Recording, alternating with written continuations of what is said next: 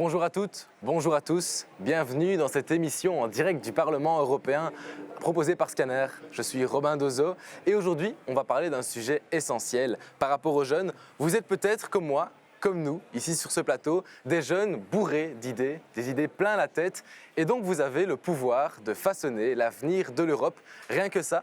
Alors pourquoi est-ce qu'on fait ça? Car en fait en 2024, vous le savez peut-être, vous allez pouvoir voter.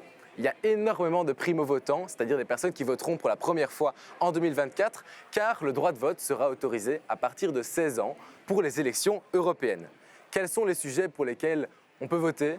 Pour qui? Comment? Pourquoi? Quels sont les enjeux qu'on peut influencer? C'est le but de comprendre pourquoi est-ce qu'on peut voter, pourquoi est-ce qu'il faut participer à la vie démocratique ici en Europe. Alors ici, c'est une initiative de Scanner, une association qui prône l'expression des jeunes dans toute la fédération Wallonie-Bruxelles, donc en Belgique. On fait des ateliers d'écriture, mais aussi de la radio. Et maintenant, on s'intéresse à la politique européenne, pour faire comprendre aux jeunes pourquoi ils doivent participer à cette vie démocratique si importante. Pour cela, je ne suis pas tout seul, je suis accompagné d'Héloïse Vanet. Si tu vas bien, Héloïse? Je vais bien, merci.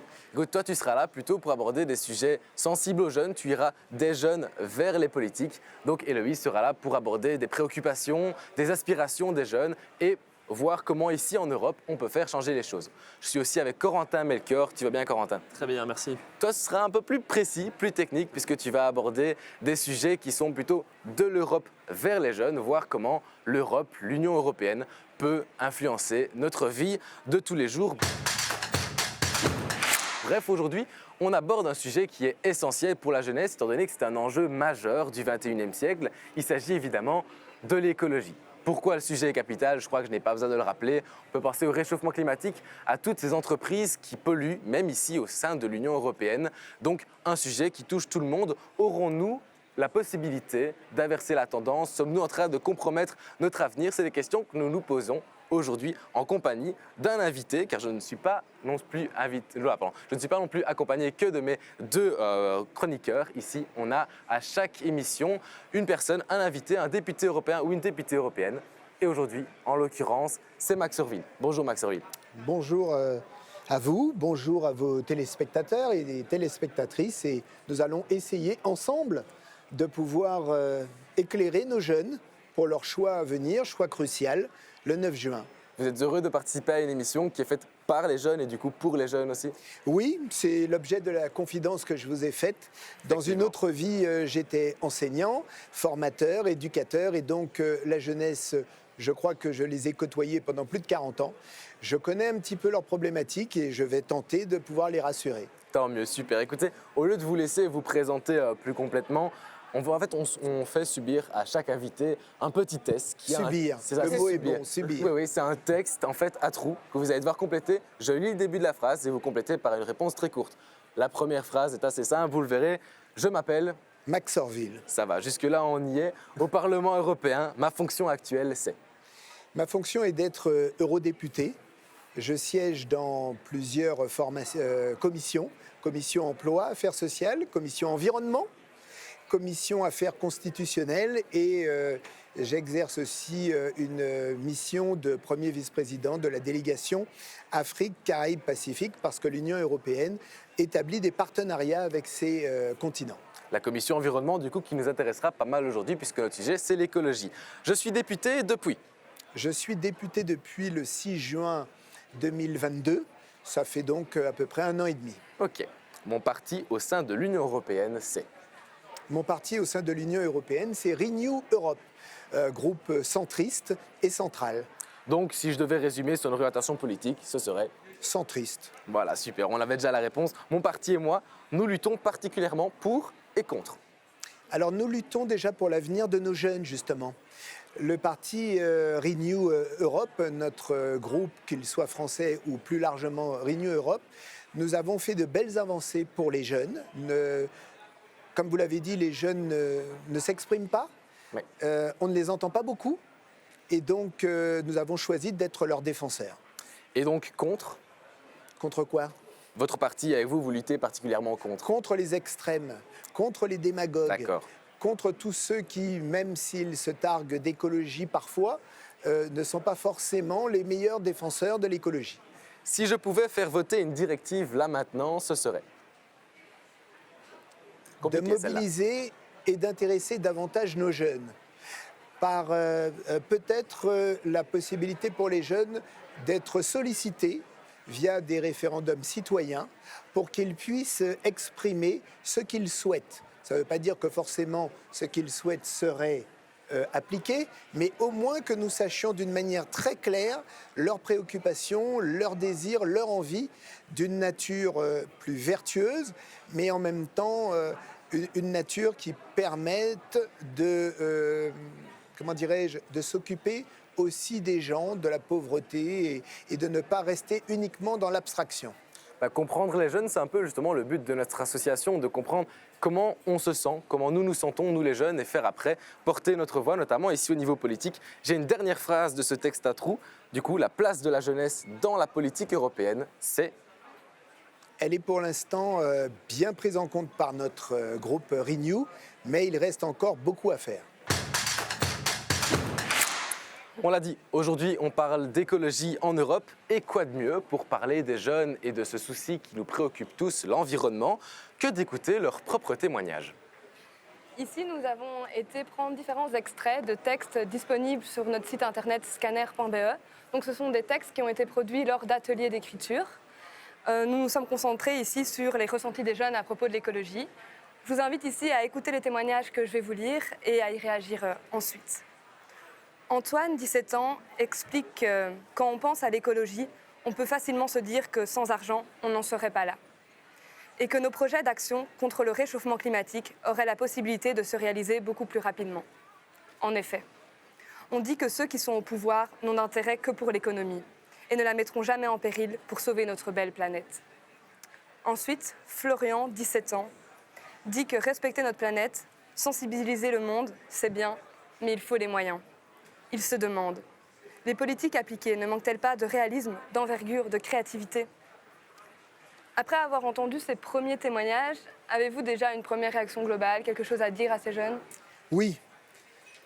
Je pense que à la première question, l'écologie, si on n'a pas d'argent, ce n'est pas possible. Je ne le crois pas. Et ça rejoint d'ailleurs la deuxième question, respecter notre planète sans moyens. Comme je vous l'ai dit, dans une autre vie, j'étais éducateur. Et je crois que l'éducation est fondamentale.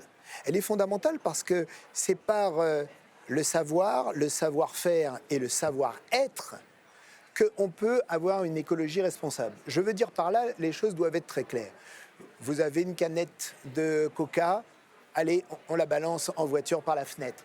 Vous avez des sacs plastiques qui tombent, etc. Respecter la planète, c'est une œuvre éducatrice, c'est-à-dire éducative. C'est-à-dire que l'éducation doit être au centre des priorités parce que c'est par l'éducation qu'on appréhende la nature. C'est par l'éducation que l'on doit se dire, on doit penser aux autres.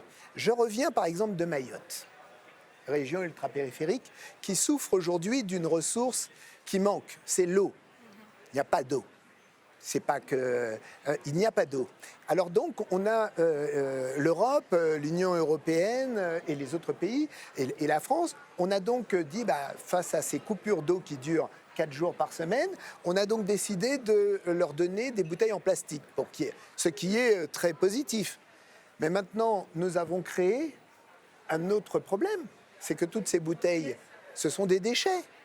Alors, et ces déchets, on les retrouve partout dans la rue, et donc on crée une nouvelle crise environnementale qui aurait pu être fortement atténuée si on avait simplement l'idée de composter, de savoir où on va mettre les déchets. Or, aujourd'hui, cette éducation, elle ne l'est pas totalement. L'écologie ne doit pas être une affaire que de spécialistes.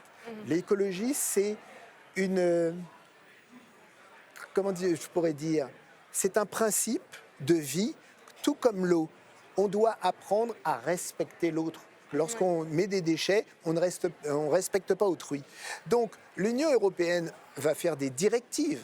L'Union européenne va vouloir aider, se montrer généreuse. Mais je veux surtout dire à vos jeunes et à vos amis que l'éducation est fondamentale pour créer des citoyens. Donc, vous dites que l'éducation est très importante. Fondamentale. bien sûr. Mais si on se concentre sur ce que le témoignage d'Antoine disait, il parlait de cet aspect vraiment économique. Et il se pose la question si, à l'heure actuelle, les enjeux économiques ne seraient pas quand même supérieurs aux enjeux climatiques. Est-ce qu'aujourd'hui, on peut dire que les décisions politiques concernant le dérèglement climatique sont secondaires par rapport aux enjeux climatiques? Moi, je dirais non. L'Union européenne, et j'y suis depuis 2 ans, montre tous les jours au travers de la Commission environnement. Nous venons encore de voter ce matin pour un texte qui s'appelle la restauration de la nature, de mieux respecter cette écologie. Donc les questions économiques, depuis le Forum social de Porto, on a décidé donc qu'on veut une Europe beaucoup plus sociale, tout en faisant de l'écologie, tout en faisant de l'environnement, mais une écologie au service des humains. Alors les priorités économiques, l'Union européenne, justement, elle apparaît un petit peu trop en avance par rapport à d'autres pays hors d'Europe, dans lesquels c'est l'économie qui est le moteur. Je pense aux États-Unis, par exemple. Mais l'Europe a cette volonté d'allier et d'associer économie, sociale et écologie. Et la Commission environnement est peut-être l'une des plus importantes au Parlement européen. Merci pour votre réponse. Je vous propose d'écouter encore 2 petits témoignages que je vais vous lire. Nous avons Manuela, 17 ans, qui exprime « Une vraie question se pose à nous et nous perturbe l'esprit. Est-il encore temps de changer les choses? Le temps nous est compté et il est compréhensible que certains d'entre nous perdent espoir. » Puis nous avons William, 18 ans, qui explique « L'effet de masse reste un atout si l'on veut faire évoluer les ressentis. En effet, je constate qu'au fil des années, chaque rassemblement d'adolescents comprend systématiquement un leader. Ce meneur peut à lui seul entraîner tout un groupe dans une spirale positive, et cela sans avoir besoin de persuader qui que ce soit. Il n'aura, de ce fait, aucun mal à faire adopter à ses proches des gestes adéquats ayant sur le long terme un effet bénéfique sur la planète. » Ces 2 jeunes ici parlent de changement, et plus particulièrement, Manuela se demande s'il est encore temps de changer les choses. Pensez-vous, comme elle, qu'il est peut-être trop tard ou qu'on peut encore, en effet, faire évoluer les choses? Alors, permettez-moi d'abord une remarque sur ces 2 questions avant d'y répondre. Oui. Moi, je pensais que la jeunesse, c'était l'espérance. Or, je vois déjà qu'un doute quand elle évoque « est-ce qu'il est encore temps de changer les choses ?» Pour quelqu'un qui a toute la vie devant soi, je pense que oui, il est temps de changer les choses. La deuxième question, un leader peut emmener vers une spirale positive, et j'ai envie de dire, même jeune, il peut emmener aussi vers des spirales négatives. Surtout quand ça vient par intermédiaire des réseaux sociaux. Moi, je crois fondamentalement que oui, c'est toujours possible. Oui, c'est possible. L'Union européenne travaille pour rendre, par ses décisions, ses directives, une Europe plus vertueuse, plus écologique, plus à l'écoute de cette nature. Maintenant, il faut du temps, et c'est la raison pour laquelle je pense que les jeunes doivent regarder avec espérance cette vie, et je pense qu'il n'est jamais trop tard. Héloïse, tu viens de nous partager les témoignages de jeunes. Maintenant, c'est à Corentin de nous parler d'un autre témoignage qui ne vient pas de quelqu'un de jeune, qui est très en rapport avec notre sujet du jour. Tout à fait. Alors, Max Orville, eh bien, pour cette rubrique, on a l'habitude de lire une déclaration d'une personnalité publique, qu'elle soit politique ou non, afin eh bien, d'avoir l'avis de notre invité sur le sujet. Alors, pour cette 2e émission, ce ne sera pas une, mais 2 déclarations. La première, ici, qui vient de Benoît Leguet, qui est directeur du C4FI, un institut de l'économie pour le climat. Et la deuxième eh bien, est issue de Jarline Duquesne, qui est conseillère pour Etopia. Etopia, c'est un centre d'animation et de recherche en écologie politique. Alors, j'ai pris 2 déclarations parce que vous allez voir, elles s'imbriquent plutôt bien. Je vais vous les lire pour l'illustrer tout simplement. Tous les Français vont être impactés, mais il est clair que les moins aisés seront proportionnellement plus touchés, ce qui peut créer des réticences. Sans accompagnement des ménages les plus démunis, le danger guette d'une écologie perçue comme punitive. Pour l'éviter, il faut que la transition soit socialement juste. C'est ce que Benoît Leguet nous dit. Et Jarline Duquesne enchaîne en disant « Cette transition, pour être juste, suppose la concertation sociale, ainsi que des mesures de soutien et d'accompagnement à destination des travailleurs impactés. » Alors pour résumer, avant que je vous pose ma question, on a donc d'un côté Benoît Leguet qui nous parle du coût que représente la transition écologique pour les plus défavorisés. Et de l'autre côté, on a Jarline Duquesne qui nous dit que la concertation sociale, ça peut être une solution. Alors juste pour rappeler, la concertation sociale, c'est cette concertation entre les organisations qui défendent les travailleurs, si on devait résumer, et d'un côté, les patrons. Alors ma première question, elle porte plutôt sur le témoignage de Benoît Leguet. Il nous dit, mais si on ne met pas assez cette question sociale en avant lors de la transition écologique, on risque de voir apparaître des réticences. J'irai même plus loin, est-ce qu'on ne risque pas une méfiance vis-à-vis des mesures écologiques ou vis-à-vis des institutions européennes? Bon, alors, votre question est double, mais on va essayer d'y répondre. D'abord, oui, il a parfaitement raison. Faire de l'écologie, faire du changement climatique, sans expliquer, et encore une fois ce que je disais tout à l'heure, c'est-à-dire sans associer les citoyens, c'est voué à sa perte. Parce que si on prend des mesures qui sont vécues comme des contraintes pour l'usager ou pour les plus fragiles et pour lesquels cela occasionne des dépenses exagérées, eh bien, on aura complètement échoué. C'est la raison pour laquelle l'Union européenne a pris une disposition qui est claire, qui s'appelle le Fonds social pour le climat, doté de 86 milliards d'euros. En quoi ça consiste? Ça consiste à aider les citoyens les plus démunis à mettre en place des infrastructures, notamment pour financer des mesures concrètes de rénovation thermique, d'isolation des logements, de déploiement de transports publics, de financement adapté de voitures à zéro émission. Pardon. Bon, donc toutes ces mesures ont une volonté sociale. C'est-à-dire, d'accord, il y a l'écologie, mais comment vous allez financer votre voiture électrique, puisqu'on va aller vers la fin des moteurs thermiques. Bon, il faut, et c'est vrai, pédagogiquement savoir expliquer. C'est la raison pour laquelle certains gouvernements, dont la France par exemple, demandent une pause dans le champ de réforme. Une pause, ça ne veut pas dire qu'on arrête. Ça veut dire qu'on doit faire un point, un bilan, une évaluation, comprendre les réticences, les appréhensions, les doutes, les peurs, y répondre. Et c'est pour ça, encore tout à l'heure, que je disais, avec la jeunesse, savoir un petit peu comment on va orienter les choses. Vous ne pouvez pas voter les trottinettes, les vélos comme ça. Mais du coup, effectivement, débloquer des fonds pour les personnes qui seront le plus touchées, qui n'auront pas le fils des moyens. Mais Géraldine Lucan, elle nous parle finalement de concertation sociale. Est-ce qu'on peut dire qu'un moyen pour rendre cette transition plus juste, ce ne serait pas notamment de favoriser plus de démocratie entrepreneuriale, c'est-à-dire de démocratie au sein des entreprises, en donnant plus de pouvoir aux travailleurs? Est-ce qu'en faisant ça, on ne permet pas aussi de rendre cette transition écologique plus juste? C'est une éventualité, c'est une possibilité. La concertation sociale, j'y suis pour. Je vous ai dit que le forum social de Porto, au Portugal, avait souhaité une Europe beaucoup plus sociale, beaucoup plus à l'écoute. Et tout à l'heure, en préambule, je vous ai dit que la jeunesse doit être impliquée par des consultations sur des sujets clairs et même les travailleurs pour voir comment on va mettre en œuvre cette concertation sociale. Néanmoins, je le dis, sans démagogie. La concertation, ce n'est pas, comment dirais-je, allez, on va prendre toutes les dernières fausses bonnes idées. La concertation, elle peut se faire au niveau local, elle peut se faire au niveau territorial, au niveau national, au niveau européen. Je partage avec vous l'idée que l'Union européenne ne doit pas diligenter de haut des directives. Ces directives, elles doivent s'appuyer sur du concret. Et dans les commissions dont les affaires constitent, dont je fais partie, nous militons pour qu'il y ait une meilleure relation entre les parlements nationaux et le Parlement européen, de façon à ce qu'on ne soit pas complètement déconnecté. Et il appartient aussi à l'Europe, mais aux États membres, de pouvoir solliciter leur population en matière sociale et en matière climatique. Place à votre parole maintenant, on a une petite vidéo à vous passer, Max Orville, car nous savons Scanner s'est chargé de vous contacter, vous, les jeunes, pour récolter votre avis sur une question que Héloïse nous a préparée. Nous sommes allés à la rencontre des jeunes pour leur poser des questions et récolter leur vécu, leur questionnement face aux mesures que l'Union européenne peut prendre concernant le dérèglement climatique. Donc je vous invite à écouter les jeunes.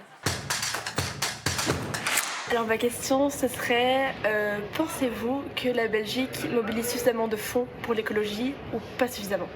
Alors qu'une gigantesque majorité des députés européens et européennes croient effectivement que le dérèglement climatique existe, qu'il est causé par l'humain et qu'il va engendrer des conséquences monstrueuses sur le social, l'environnemental et l'humain en général, comment ça se fait que l'Europe est incapable de prendre des mesures fortes pour régler ce souci?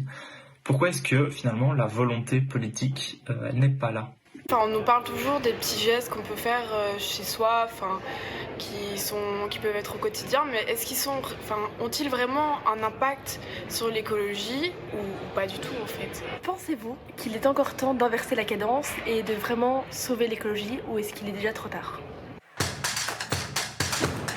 Max Orville, face à ces différents questionnements, avez-vous une première réaction globale à donner à ces jeunes? Je les ai écoutés avec beaucoup d'attention, même si je n'ai pas forcément entendu la fin de l'intervention. Je veux dire encore une fois que la seule question à laquelle je ne répondrai pas, c'est est-ce que la Belgique mobilise suffisamment de fonds? Ça, c'est quelque chose qui relève des États membres. Et donc, je ne me garderai bien en tant que Français de juger de ce qu'ils font en la matière. Pour le reste, moi, je crois aux petits gestes. Dans ce qu'elle disait. On nous parle toujours de petits gestes, mais est-ce que vous croyez que c'est efficace? La deuxième question, c'était le garçon. Oui. La troisième, qui s'interrogeait en disant pourquoi l'Union européenne, finalement, alors qu'on prédit des catastrophes, j'ai envie de dire quasiment cosmiques, pourquoi on ne prend pas de mesures? Parce que l'Union européenne, c'est 27 pays, et l'Union européenne se doit d'écouter les uns et les autres. Les problématiques du Sud ne sont pas forcément les mêmes que celles du Nord, et la question écologique n'est pas forcément perçue de la même manière. Et l'Union européenne, c'est tout sauf le diktat. Vous savez, il y a quelque chose que j'ai compris au Parlement après 2 ans. L'Union européenne et le Parlement européen, singulièrement, ce ne sont pas des assemblées ou des parlements nationaux, où chacun peut s'invectiver, où chaque parti peut imposer son diktat par sa majorité. L'Union européenne, c'est 705 eurodéputés. Et j'ai appris le très beau mot de compromis, pas de compromission, de compromis. C'est-à-dire que vous voulez faire passer un texte, vous ne le ferez pas passer tout seul. Donc, vous êtes obligé de tenir compte des différentes cultures, identités et positionnements politiques. Et si on revient concrètement sur ce que disait Anne-Gaëlle, donc elle se demandait si les petits gestes que l'on fait au quotidien ont un impact sur l'écologie. Oui. Vous prenez cette idée-là aussi? Je pense que ça commence comme ça dans l'éducation. Je prends par exemple la question du Covid qui nous a mobilisés au début, lors de la crise. Bon, tout le monde s'est dit, il faut porter des masques, il faut se laver les mains, il faut avoir un truc. Ça a eu un impact.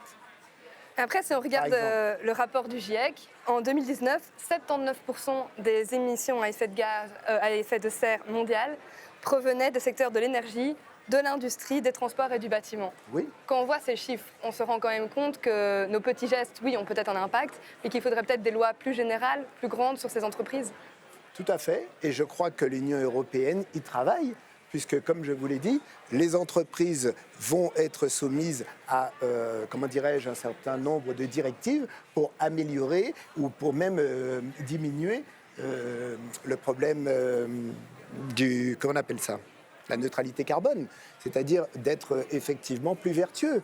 Bon, on ne peut pas dire que par rapport à d'autres pays comme la Chine ou les États-Unis, l'Union européenne ne fait pas des efforts, mais on n'a pas non plus de baguette magique.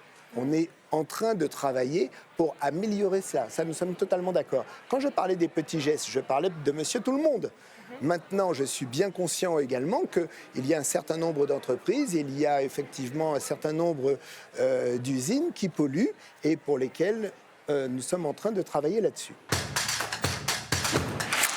La fois passée, dans la première émission, tu as parlé de la fast fashion, une situation bien précise que tu avais soumise à notre invité du jour. Cette fois-ci, tu t'es intéressé au transport. Oui. Ici, je voulais vous parler d'une situation précise et concrète. Après, je vais vous y inviter à y réagir ensuite. Quand on est jeune, 3 éléments nous touchent et semblent se contredire, voire s'entrechoquent. Notre envie de voyager, notre budget et nos valeurs écologiques. La jeunesse, c'est une période de notre vie où la plupart d'entre nous souhaitons découvrir le monde, voyager, partir à l'aventure. Mais nous souhaitons faire cela en respectant l'environnement et en restant dans notre budget. À titre d'exemple, j'ai voulu planifier un voyage pendant les vacances de délibération des examens de janvier vers Marseille. Et l'aller-retour en train me reviendrait à 100 €, tandis qu'avec la compagnie aérienne la moins chère, l'aller-retour me reviendrait seulement à 30 €.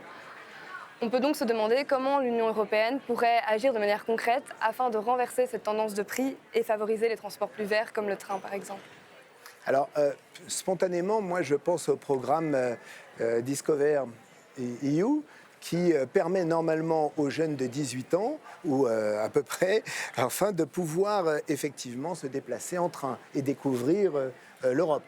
Maintenant, à voir maintenant, est-ce que ces promotions ou ces possibilités sont offertes à tout moment?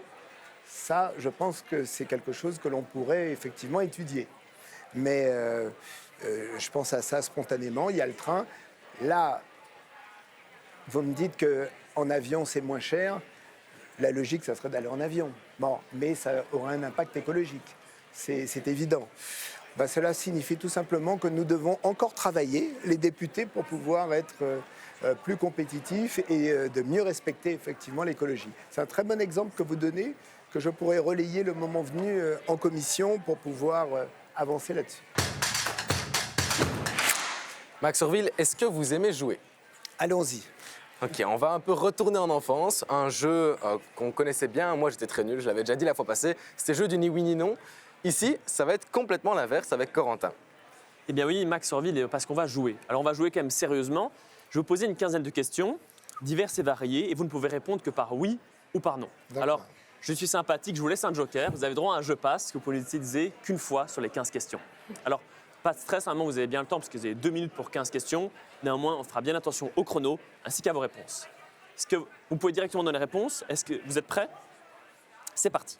Être député au Parlement européen a toujours été un objectif pour vous? Non. Vous voyez-vous toujours travailler pour l'Europe dans 10 ans? Non. Les jeunes connaissent suffisamment le fonctionnement politique de l'Europe? Non. Les dirigeants des pays membres ont trop de pouvoir sur la politique de l'Europe? Les dirigeants? Des pays membres ont trop de pouvoir sur la politique menée par l'Europe? Oui. Les citoyens ont suffisamment confiance en l'Union européenne? Non. L'Union européenne doit prendre davantage de distance avec les États-Unis? Oui. L'Europe met trop l'accent sur la croissance économique? Non. Il faut davantage de démocratie directe au sein de l'Europe? Oui. L'Europe doit accueillir de nouveaux pays en son sein? Joker. Ça va. Le législatif, c'est-à-dire le Parlement européen, a-t-il assez de pouvoir au sein de l'Europe? Non. Plus que 3 questions. Redoutez-vous les élections européennes de juin 2024? Non. Il faut mettre en pause le Green Deal, le pacte vert européen? Non. Et enfin, les experts climatiques doivent être davantage pris en considération lors des prises de décision de l'Europe? Oui. Ok, on peut souffler. Merci Corentin, merci Max Orville. Vous avez de nouveau le droit de vous exprimer librement maintenant, mais vous allez quand même rester sous le joug de Corentin, qui lui aussi aime bien jouer, mais jouer avec des choses assez techniques, puisqu'il s'agit de la logique en politique. Tout à fait, Robin. Max Orville, vous restez avec moi pour une deuxième rubrique qui s'intitule « Contradiction ou logique implicite ». Alors c'est très simple, je vais vous poser différentes questions allant du fonctionnement même de l'Union européenne à la thématique du jour qui est, pour le rappeler, l'écologie. Alors ces questions que l'on pourrait qualifier de questions plus de fond, elles ont une particularité. Elles semblent contenir des éléments qui paraissent contradictoires ou du moins plus difficilement explicables. En gros, je vais vous mettre face à des dualités apparentes et vous demander votre avis sur le sujet. Alors, je vais vous exemplifier directement avec la première question. Elle est peut-être un peu longue, mais c'est pour que tout le monde comprenne bien la portée des mots. Alors, en 2021, l'Europe elle a voté la loi climat. Cette dernière elle transforme plusieurs objectifs en obligations légales, en obligations juridiques. On pense à la neutralité carbone pour 2050 ou encore la réduction de l'émission des gaz à effet de serre de 55% pour 2030. Eh bien, pour ce faire, il faut prendre plusieurs mesures, notamment l'interdiction de la vente de voitures à moteur thermique pour 2035. Cependant, mais cet objectif donc, de réduction de 55% d'ici 2030, il semble compliqué à atteindre parce que les premières prévisions prévoient plutôt qu'on tournerait autour d'une réduction de 40%. Il reste donc de nombreuses dispositions à prendre. Cependant, dans le même temps, certains dirigeants de pays européens, tels qu'Emmanuel Macron en France, Alexander De Croo en Belgique, demandent une pause réglementaire, c'est-à-dire qu'on diminue, voire qu'on stoppe momentanément les prises de mesures en matière écologique. Max Orville, est-ce que ça ne paraît pas contradictoire? Ou du moins, est-ce que l'Europe, du coup, arrivera à atteindre cet objectif? Il faut se dire que l'Europe, et ça l'honore, en matière écologique, de se donner un objectif à terme. Donc, il est clair que de toute manière, on a effectivement des objectifs intermédiaires que vous avez indiqués. Et puis, il y a ce qu'on appelle aussi la réelle politique. C'est-à-dire que quand un objectif n'est pas atteignable tout de suite, pour différentes raisons. La crise du Covid, ça a perturbé un certain nombre de choses. Donc ça a rendu irréalisable un objectif que l'on aurait peut-être atteint si on n'était pas dans un cadre exceptionnel. Et ça, il faut pouvoir s'adapter. Ce qui m'intéresse, c'est de se dire quelle est l'ambition, quel est l'objectif qu'on veut atteindre. Est-ce que les jeunes, parce que nous devons préparer cette nouvelle génération qui sera à nos places dans 20 ans, eh bien, est-ce qu'on vous laisse une Europe sinistrée ou bien est-ce qu'on essaye d'aller vers ce que vous souhaitez et que vous appelez de vos voeux ? Alors nous, on préfère se dire qu'il faut vous donner une dette la moins lourde possible. Bien, donc, mais en le faisant, certains disent, vous m'avez interrogé tout à l'heure sur la notion de la pause, il faut la faire parce qu'il n'est pas question non plus que l'Europe passe en force. Parce qu'alors là, on va nous dire, mais c'est plus de la démocratie. Donc, on a l'impératif démocratique, on a l'impératif réel, les crises. En termes écologiques, nous sommes soumis à des aléas climatiques, à des aléas sanitaires, à toutes sortes d'aléas. Et gouverner, c'est prévoir. On essaye de le faire le mieux possible. Donc jongler entre objectif et respect démocratique, c'est un peu ça, si je devais résumer. Alors, je vais continuer avec la question suivante. On continue de parler de transition écologique. L'Europe, elle souhaite un peu être leader mondial de la transition écologique, notamment avec cet objectif, on l'a dit, oui, d'atteindre la neutralité carbone d'ici 2050. Et ça, ça demande un certain nombre d'adaptations pour les secteurs industriels. On pense au transport ou encore au numérique. Le problème, c'est que ces mutations, elles demandent de nouvelles matières premières, telles que des minerais ou des métaux rares. Et ces métaux, on va les trouver dans les pays majoritairement du Sud, les plus défavorisés. On a tristement en tête les nombreuses images des mines au Congo. Alors, cette extraction, donc, c'est une source de catastrophes humaines, mais également de catastrophes environnementales. Mais dans le même temps, l'Europe elle souhaite aider ces pays en voie de développement avec quelque chose qui s'appelle l'aide publique au développement. Grosso modo, ce sont des dons ou des prêts faits à des pays qui sont considérés comme en aide pour les permettre de se développer ou tout simplement donner des meilleures conditions de travail ou de vie à leurs habitants. Alors, est-ce que promouvoir cette aide au développement, tout en sachant que notre transition écologique crée des dégâts dans ces mêmes pays, est-ce que ce n'est pas un peu contradictoire ? Non, parce que là, vous avez fait un petit raccourci. L'Europe, en ce qui concerne les aides aux pays en voie de développement, l'Europe, je vous ai dit que je faisais partie de la délégation ACP, a un programme qui s'appelle le Global Gateway, pour lequel nous allons aider notamment l'Afrique à raison de 150 milliards. Donc, la volonté, c'est d'aider.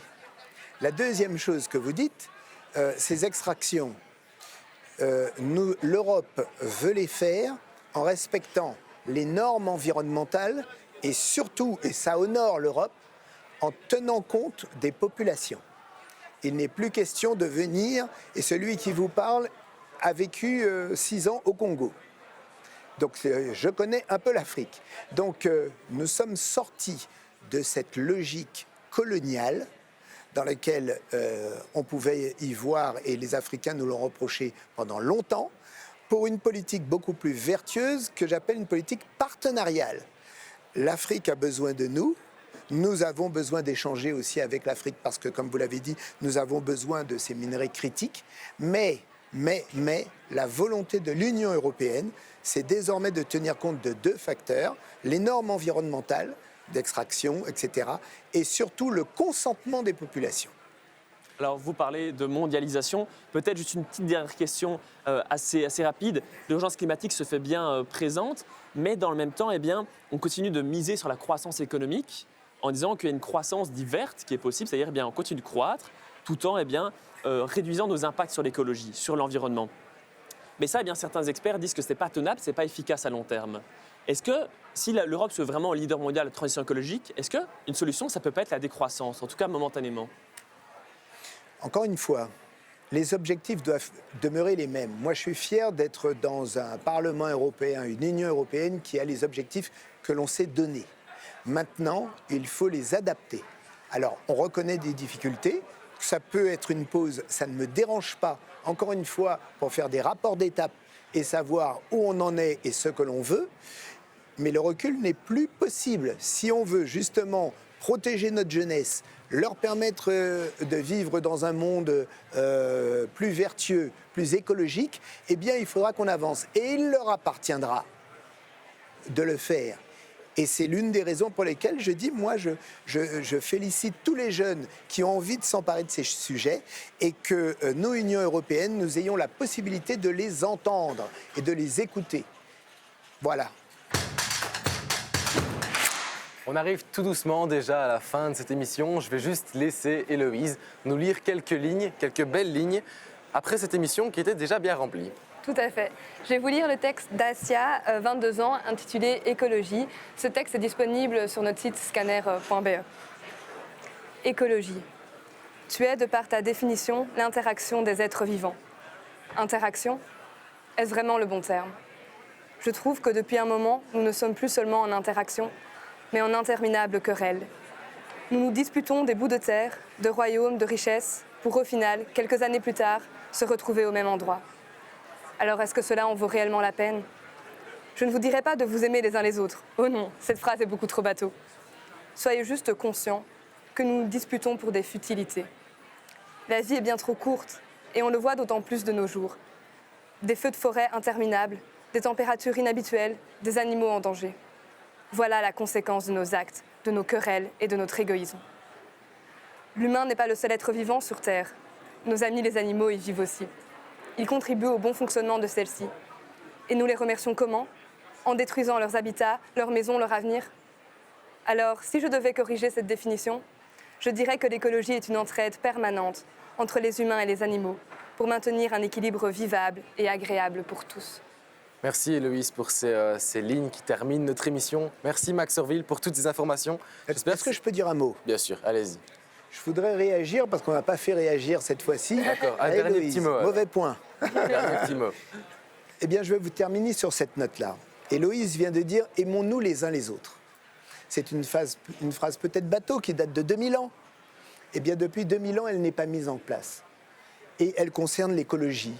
Vous l'avez dit, à savoir, l'humain n'est pas le seul. Respecter la nature, respecter les humains. Et je pense, comme vous l'avez dit, ou du moins comme cette jeune fille l'a dit, eh bien oui, aimons-nous les uns les autres. Et si on arrive à s'aimer soi-même, on aimera la nature et je suis certain qu'on avancera. Et c'est donc le mot de la fin. Là, maintenant, je vous remercie non seulement pour cette formation, mais pour cette dernière touche assez positive. J'espère que vous avez apprécié cette émission qui a été faite par les jeunes. Je rappelle qu'on n'est pas très vieux, mais aussi pour les jeunes, du coup. Alors, je vais vous donner maintenant mon sentiment sur cette émission. Elle a été tout simplement excellente. Vous êtes des apprentis journalistes de talent. Et je trouve que ça a été bien mené et je pense que ce type d'émission est très constructive. C'est mené par les jeunes, pour les jeunes. Cela m'a rajeuni. Tant mieux. Écoutez, c'est un peu ce qu'on cherche. Du coup, c'est de toucher les jeunes. Du coup, je remercie aussi vous qui nous regardez, les téléspectateurs. J'espère que ça vous incite à approfondir un peu le sujet et à comprendre pourquoi il va falloir voter. C'est important de participer à cette vie démocratique. On l'a dit, à partir de 16 ans, on va pouvoir voter maintenant pour les élections européennes. Donc, il y a énormément d'enjeux. Il faut comprendre les bases pour pouvoir, après, avoir notre influence. Rendez-vous donc le mois prochain pour un autre sujet qui est aussi très important. Il s'agira de la migration. Donc, on se donne absolument rendez-vous le mois prochain. Rappelez-vous, il faut se tenir informé. C'est essentiel pour prendre part à la vie démocratique ici en Europe et donc en fait au fonctionnement le plus correct de votre vie. Votre action d'aujourd'hui façonne votre avenir. Retenez-le bien. Vous pouvez nous suivre sur les différents médias. On a Instagram, LinkedIn, Facebook. Et évidemment, ici, du coup, vous pouvez vous abonner à notre chaîne pour regarder cette émission, ne pas louper la suivante. Et évidemment, aller revisionner la précédente où nous parlions de l'emploi en Europe. Gardez votre esprit vif. Je remercie encore Héloïse, Corentin et Max Orville pour cette émission qui était déjà bien remplie. Gardez votre esprit vif, soyez proactifs et souvenez-vous, votre voix mérite d'être entendue. À la prochaine. Merci beaucoup.